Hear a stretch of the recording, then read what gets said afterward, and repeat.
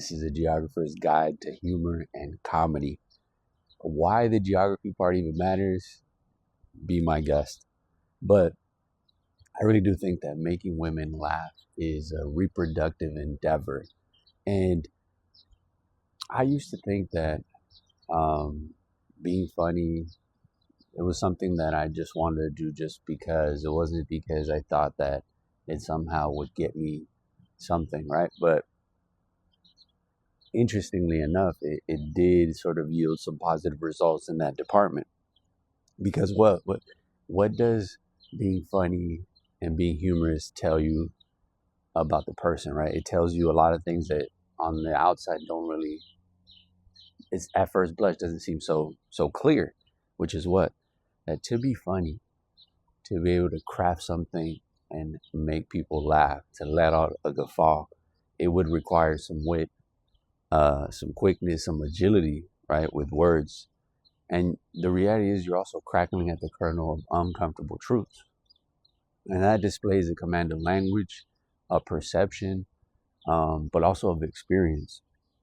So it's an experience, intelligence, and then practice, right? As they say, not practice, but practice. And the idea is that you sort of fold those things together. Um, and it's the reason why people are willing to watch people be funny, right? There's a reason why we're sort of we're enamored by the idea of someone being able to dazzle us, right? To get on stage and craft some interesting stuff for us to laugh at. Um, but it is the modern version of the jester, and so it's a social activity, right? It requires you to be out in nature, and I think that's the most important part about it. Is that, I mean, you also have to be willing to bomb. Okay, some of us aren't.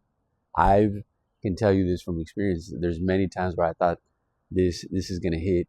I'm about to get some laughs, and it's just you get the silent treatment, you get the awkward kind of like little grin. Um, and so the other thing you gotta think about with comedy is that this is a verbal display of the mores of the moment. It encapsulates the energy of the era. And so if the energy of the era is telling us that we need to be mindful of certain words or offending people, then you have to become even more creative with how you put things together, how you say things. You don't want to run the risk of offending the wrong people. But you also got to be aggressive. You have to stand on opinions, and you have to be okay with being disagreeable and other people maybe not necessarily agreeing with your opinion. You have to be okay with that. You also have to create a botany of desire. Okay, you have to have a garden. All right, the garden, the ecosystem of ideas is what? You got to have daffodils, flowers, fruit trees, but you also have to have weeds, right? So you weave the good and the bad together. The misfortune can either take you down one or two paths. You're either going to laugh or cry about it. And I've chosen to laugh about it rather than cry about it.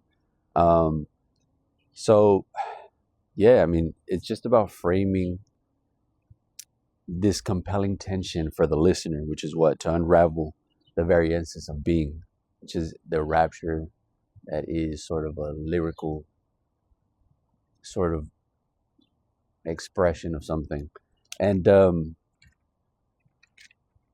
mean, yeah, so it just, people don't realize the importance of being able to say something that is profound and truthful and to make people laugh, to kind of cut the edge off, which I think is the important part about humor and comedy. But if you needed another reason to aim to be funny, to aim to be humorous, to make people laugh, it would be to get women. And that's why there's the archetype of like the chubby funny guy, right? The fat and funny. So you can't be fat and not be funny. You can't be fat and serious. Like, it just doesn't make any sense. And the funny thing is, people at first blush will see me and they'll think, well, this is just a handsome guy that thinks he can get away with anything, until they realize that I'm actually quite intelligent. And then they get stumbled because it's like, well, usually you don't possess these certain things. And it makes you wonder, why in the world would I bank on my looks per se? I'm not even that cute. Why would I bank on my looks to get me that far? Like, what am I, a piece of meat? Like, I'm not a chick. I don't have that luxury. In fact, I've never even had women come up to me, or maybe I've had some looks here and there, but I can never really tell because my vision isn't 2020. So I see the world a little bit blurry, a little bit, just enough to not have to see so much of the ugly, but I also miss a lot of the pretty. And like I said, you got to rack up experiences. If you're not going outside, if you're just like on Waffle House sort of scandals, if you're just watching clips of stuff, it's not the same thing. You got to be able to experience things, extract the wisdom, extract the information that matters, and then deliver it in a concise manner that for the masses will be consumable enough that they'll get it. And sometimes it's not even about being super creative or crafty. It really does depend on being able to deliver something in a compelling fashion. And it could just be related to tone. Sometimes it's not even, did you say something so fascinating? It's more so just your response, the way that you're able to dismantle, um, things coming your way, offenses even. Um, but yeah, I think every guy should really try to lean into being funny and humorous. Frankly, I mean, the world we're in, the current conditions we're in are stale and stagnant.